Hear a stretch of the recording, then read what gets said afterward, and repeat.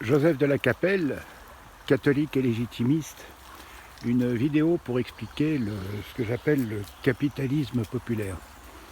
Il y a eu des éléments, même au début du siècle, du XXe siècle, il y a eu des gens qui ont fait le crédit social, enfin qui ont imaginé le crédit social. Donc le crédit social, j'en ai parlé un peu, c'est-à-dire de permettre aux personnes, aux citoyens, de toucher le dividende de l'État chaque mois, c'est-à-dire la plus-value sur l'ensemble des choses.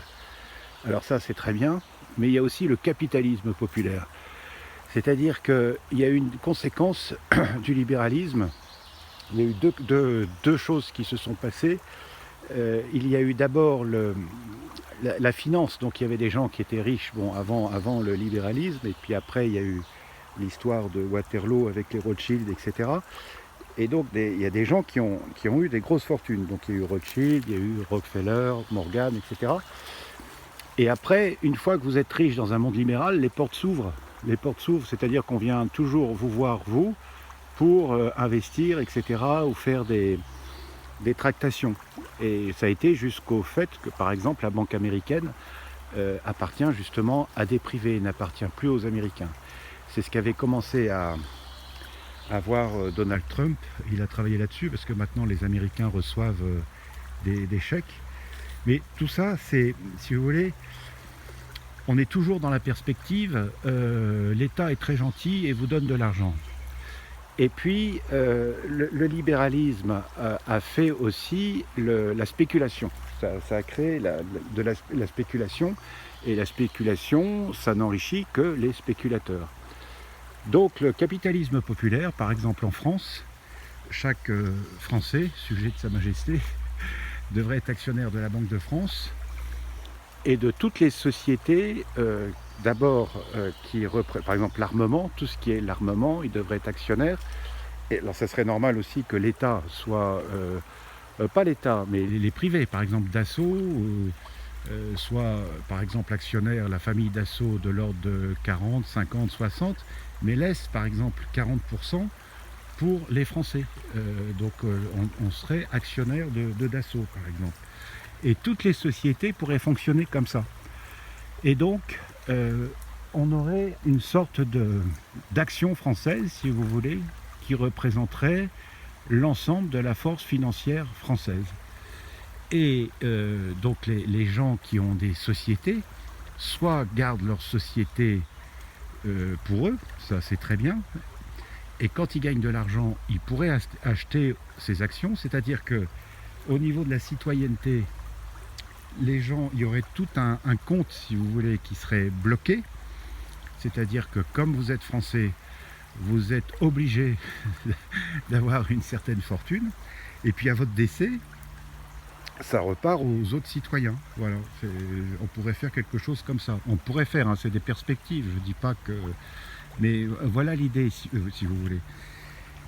Et donc, alors par exemple, des gens qui auraient une société, qui gagnent de l'argent, pourraient racheter ces actions en plus. C'est-à-dire que là, on pourrait effectivement acheter et revendre, mais ce serait à des taux fixes. L'action française coûterait 10, rapporterait tant par an, et quand vous la revendez, on vous revendait 10. Voilà. Et donc les gens, pour faire des économies, et en plus auraient un intérêt, parce qu'il y aurait une gestion participative, etc.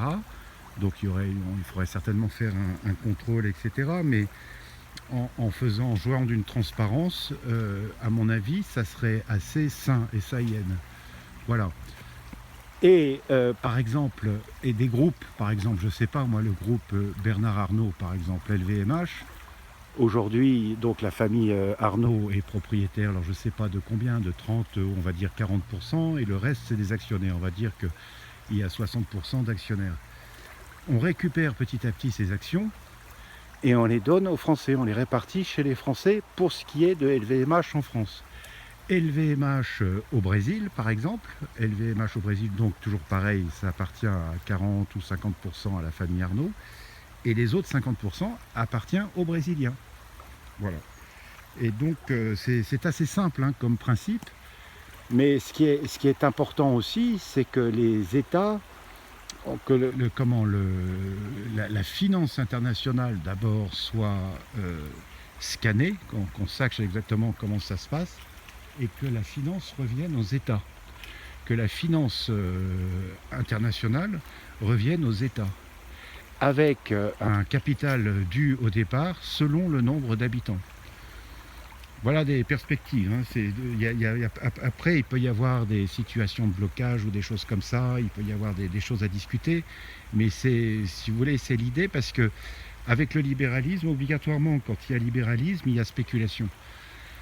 Parce que il n'y a pas de référence, si vous voulez. Après, chaque année, effectivement, une action peut gagner de la valeur, etc., ou en perdre. Mais selon le produit de la société, etc. Ça, on est d'accord. Mais acheter et revendre l'offre et la demande, ça ne va pas.